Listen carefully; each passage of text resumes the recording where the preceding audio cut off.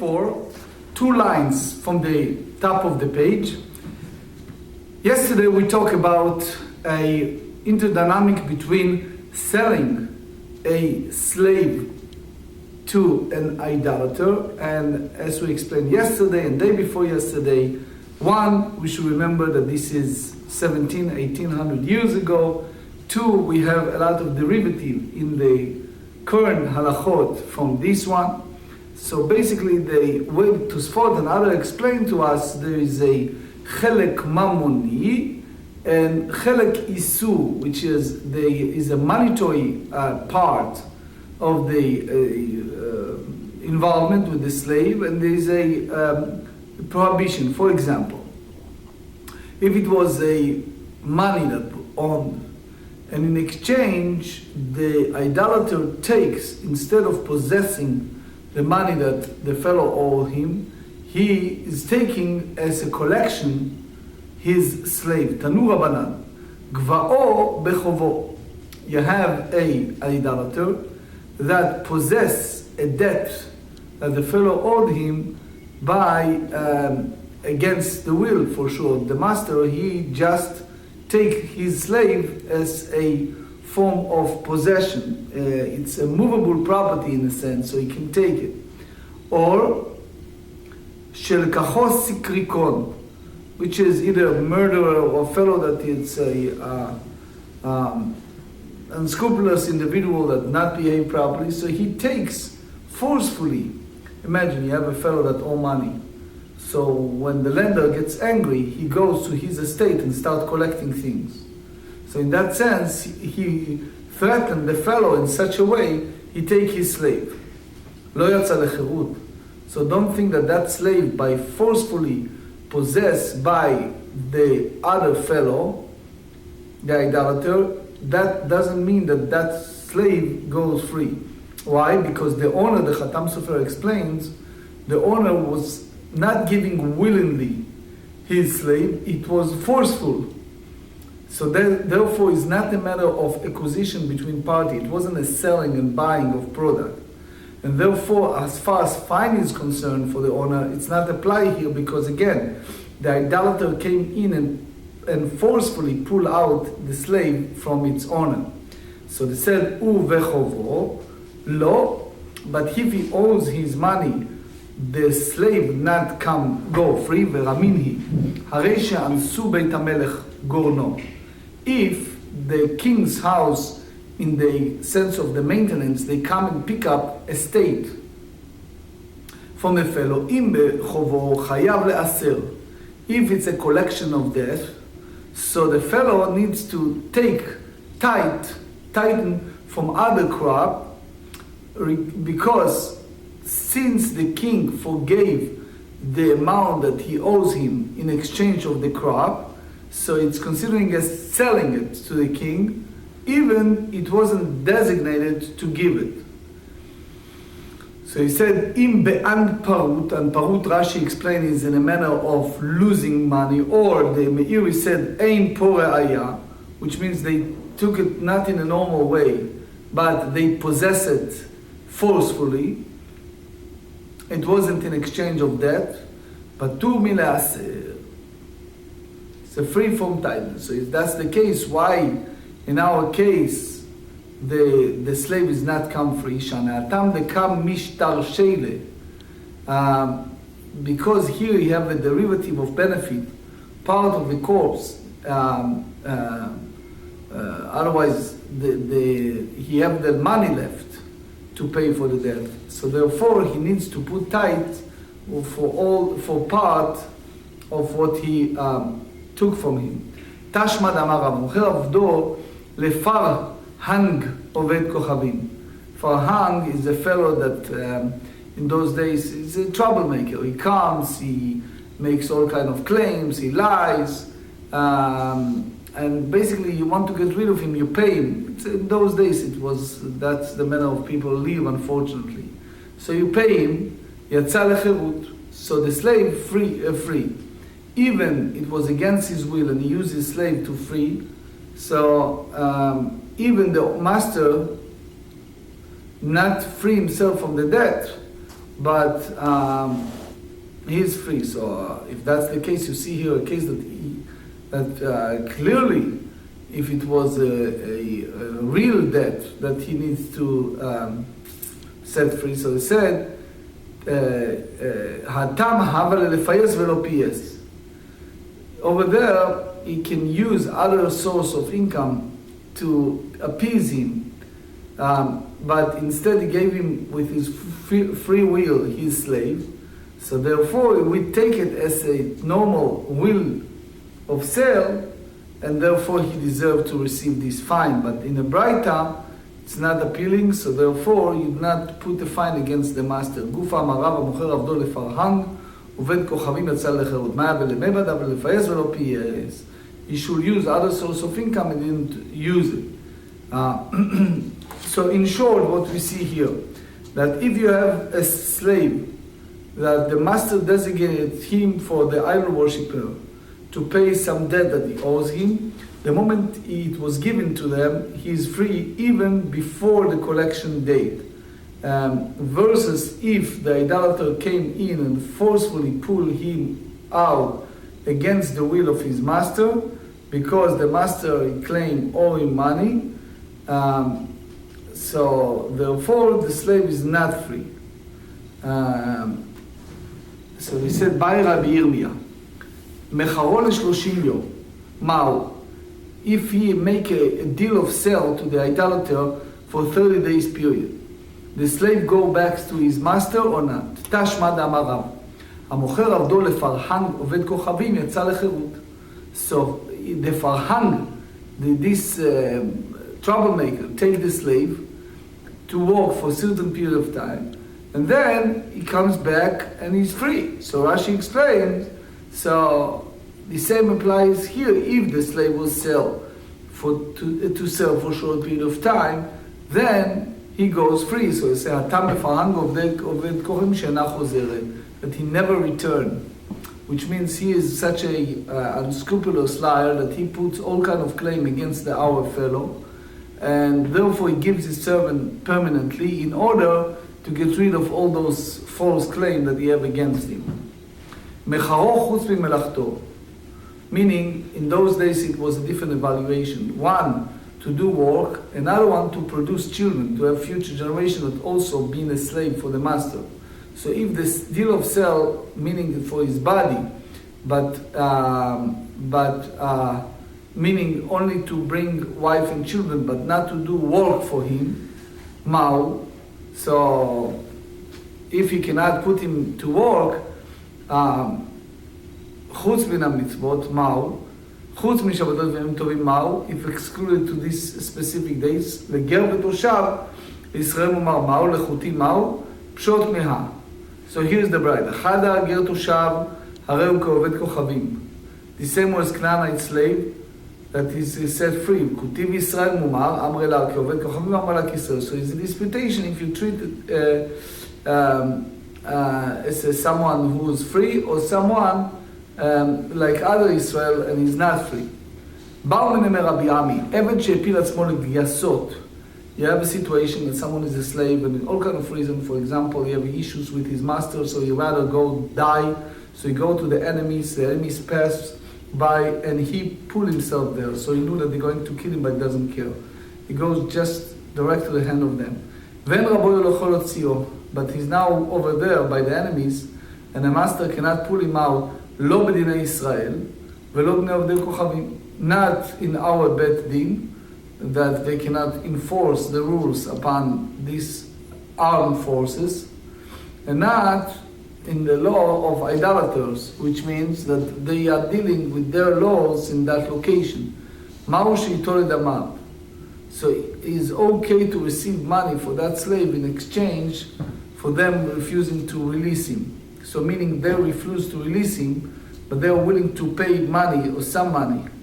So the idea is, if people see that, they may go ahead and start selling the slaves in lechatchila, per initio, that or the Ritva explained on Rabbeinu time, that since he takes willingly the money in exchange of his slave, maybe he does that in a tricky way. in order for him to get the money, he made the deal with the enemies that he's going to sell to them. And in order to avoid fine, he sent his servant to the place of the idolaters in order for them to take it and then to pay him. So it's all like set up. So they said, Amar Rabbi Yirmiyah le Rabbi Zreika, puk ayin v'nichiltich. Look and study what you learn. Nafak da ve'ashkach. The Tanya, he searched and he find the answer. Amocher beito le'oved kochavim. Someone have a house in Eretz Yisrael, he sell that home to idolater. Damav asurim, the money that he received from that house is prohibited. Why? The Torah prohibited selling estate in Eretz Yisrael to idolater. That's the book of Deuteronomy, chapter 7, verse 2. And the Gemara in Tractate Gittin, page 20 said that it's prohibited upon us who inherited the land to sell it to idolater. So the sages put a fine against the seller, and they prohibited him to derive any benefit from money he received as a collection from the buyer. So they said, ועובד כוכבים שאנס ביתו של ישראל, ואין בעליו יכול להוציאו, לא בני ישראל ולא בני עובדי כוכבים. You have a idolater that is forcefully taking possession a house from a fellow, and now he cannot take it back neither by the secular law nor by Jewish law. So they said, mutar litol et damav. If he is a way for him to get an exchange, cash, for that estate, you're allowed to collect it. V'chotev u'ma'alehu kematzil mi'adam. So in this deed, he goes like someone who's saved money from them. So it means you don't find a prohibition to receive cash for something that was taken against you in a forceful way, even you're not allowed to sell it. ודילמה מבית כמעט זקה לבלו בית, לא אז זה זבוני. You may think that house, because people not, the word will come out that you sell it to idolater. So, אבל עבדה, but here in regard to a slave, the סגלי בלא עבדה, that the person can survive without a slave, עתי לזבוני, he may sell his slave on purpose, intentionally, and if we allow him to receive the money from that idolaters, it's a concern, or no, or we're not concerned about it. שלח לו רבי עמי בר נתן תורה יוצאה לכל ישראל. עבד שהפיל עצמו לגייסות ונרבו יכול להוציאה לו, בני ישראל וכוכבים, מותר ליטול את דמיו. If he put himself to the enemies, and neither the fellow Jew nor the whatever it is, the chief of staff, whoever in charge, can release him. So you have to arrange it in a way that he, it's nothing much you can do. You can collect the money from that, and v'chotev, you write a shtar mechira, a bill of sale, ומעלה בערכאות של עובדי כוכבים. You can go and have the court seals, even as a secular one, מפני שהוא כמציל מידם, because he's like saving money from them. אמר רב יהושע בן לוי, המוכר עבדו לעובד כוכבים, קונסים אותו עד 100 בדמיו. So if someone sells his slave to an idolater, so you put a fine even 100 more than his value. דווקא, said, oh, לאו דווקא, you have to go by that a measure of 100 or not. תשמע, אמר יש לקיש שמוכר בבגסה לעובד כוכבים, קונסים אותו על 10 ב-100. If someone sell domesticated animal to idolater, so that's the Torah, book of Shemot, chapter 20, verse 10, that since we are obligated to have the animal rest on Shabbat, so if someone sell idolater the animal, like for example donkeys, horse, so he's obligated to do it, he's obligated to free it. So they said, קונסים אותו על 10 ב-100. ודלמשל נאה ודכל יום ויום המפקד למצוות. Because every single day that he's staying in idolater, he's not fulfill the mitzvot that he's supposed to. So that's the idea of the responsibility of his master, that they make a chumrah, a stringency, to release him more than domesticated animals. ואיקא דאמרן רבי יהושע בן לוי, המוכר עבדו לעובד כוכבים, קונסים אותו עד 10 בדמיו. דווקא או לאו דווקא תשמע דמר יש לקיש, המוכר במגסה לעובד כוכבים, קונסים אותו עד 100 בימיה. עכשיו, העבד לא הדר לי, because a slave not go back to the domain of his master after he was free. אלא בהמת הממאי, משום דאדרא לי, because she came back to him. So they said, משום דאדרא לי, בגניסה נפין תפי אחד. So אלא עבד מילתא לשכיחו, מילתא לשכיחו, לסגר בעולם. This is so far, the sage is not interested in something that is very, very far. בא מן רבי יומי ורבי יאסי, מחר עבדו, הוא מת, if someone sell his slave to idolater, and the first master passed away, מהו שיקנסו את בנו אחריו, that his son is need to release the servant. That's based in Moran Barchot, page 34. So they said, אם תמצא לומר צרם מאוזן בכור, which means that the cut part of the ear, in order for him to have a blemish, and he can slaughter outside of the temple, the same as the non-consecrated animals. ומת כנסו לו אחריו, משום דאיסור דאורייתא. To cause a blemish to a firstborn, that's a biblical prohibition. So therefore the sages are more stringent. אבל לאחר, in regard to sell, האיסור דרבנן, it's a rabbinic prohibition, and therefore the sages, they made put a decree, put a special fine against the son. It was fought for sure based on the Gemara in Barchot 34, Bechorot 34, they hold that when it's come to Eved, to a slave, it is different treatment. 44b, ואם תמצא לומר כי בן מלאכתו במועד ומת, לא כנסו בנו אחריו. So here is the idea that we have a certain melachot, certain work that prohibited to do during the festival, and in some cases it's also in the intermediary days. It's a issue. There is a concept in Gemara in Moed Katan tells us it's called davar aved. Only something that you have a huge monetary loss you can do during the intermediary days. Other than that, you don't do it. So here, the idea is, if Rabbi Yirmiyah asked over there, if the issue that his son completed it during the festival or not, if it's okay or not. משום דלא אבל איסורה החמאי, ודילי כנסו לי והליתי, או דילמה למוני כנסו לי והייתי, אמר לי תניתוח, שדה שנתקבצה בשביעי, this is Mishnah in Tractate Gittin, chapter 4. If you have a field that you take the throne from the sabbatical year in order to prepare it for planting, etc., תיזרה למוצאי שביעית. You should plant it at the completion of the 7 years, meaning he takes those throne that was already taken in the field.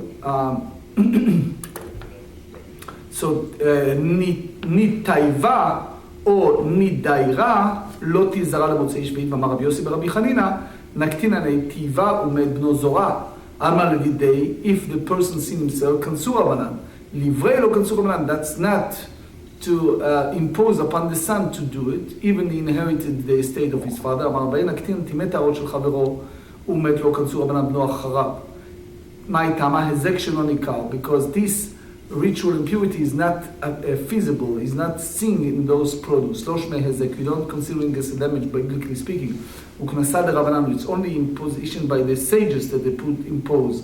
So here you see, based on what we're going to study on page 53, that Abaye followed Rabbi Yochanan, that in order to avoid intentional rendering ritual impurity on his fellow, again, for him, the sages impose this manner of fine, to others not. If he sell his slave to someone who live outside of Eretz Israel, even the purchaser is a fellow Jew, the slave is free. In order for him to marry a regular Bat Yisrael, he needs to have a letter, a document of that free him. There is a different circumstance.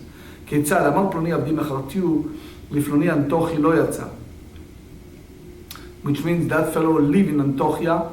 So it means not necessarily that he lives there now. So it means that not necessarily take him in order to take him out to that location. So, but if he said Antochi shebe Antochia yatsa, but if he spell it out to that fellow that live in that location, so then the slave become free. Tanya mecharti al Antochi yatsa, Antochi asher belud lo yatsa, lo kasha ad itle beita be'eretz Yisrael had the itle ushpiza be'eretz Yisrael. You have to differentiate between permanent resident versus temporary visitor. So if it's not permanent, that's Rashash said that if, for example, he rent something for several days, that's not considering a permanent resident. By Rabbi Yomi Ben Bavel Shnasai Tzaberet Israel. If someone live outside of Israel, for example, in Babylon, he married a woman from Israel. V'echnisa lo avadim u'shfachot. That's part of the dowry. She brought servant and maid servant. But his intent is to go back to Babylon. Now, so by marrying her, the sale of those slaves and maids, the owner need to release them or not. When she is divorced and she wants him to return all these things, so he cannot keep it for himself.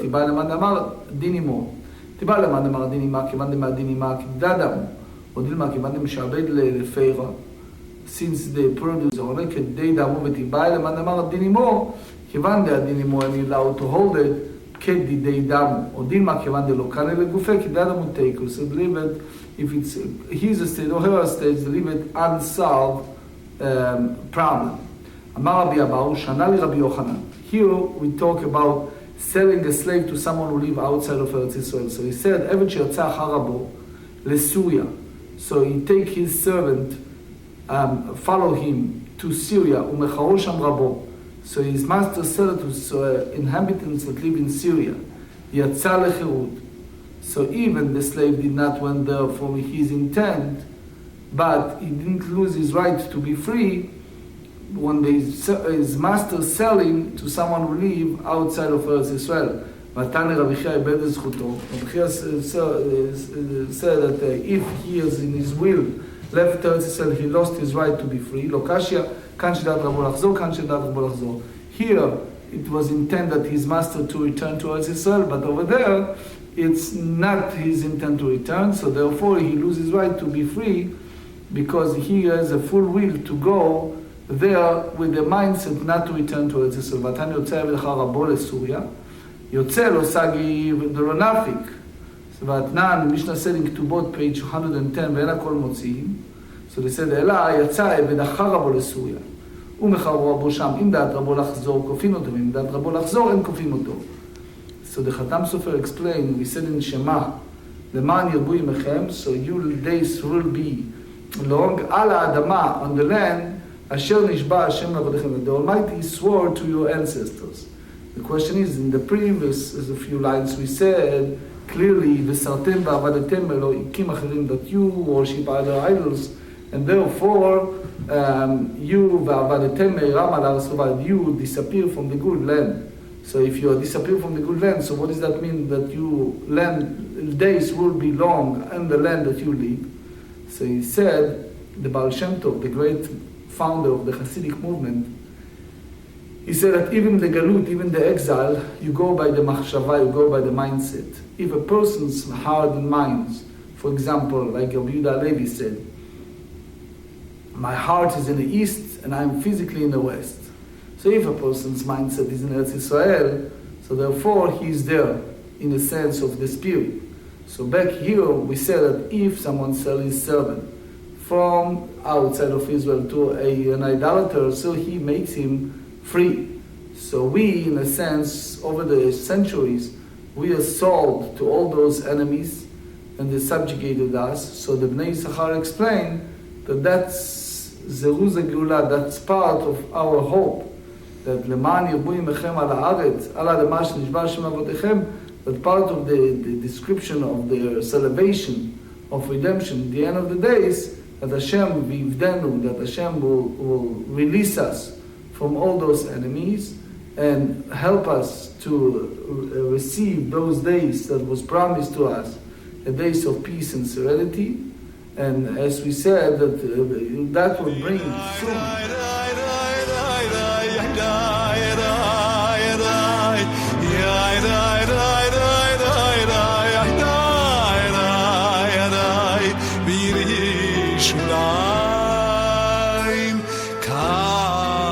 to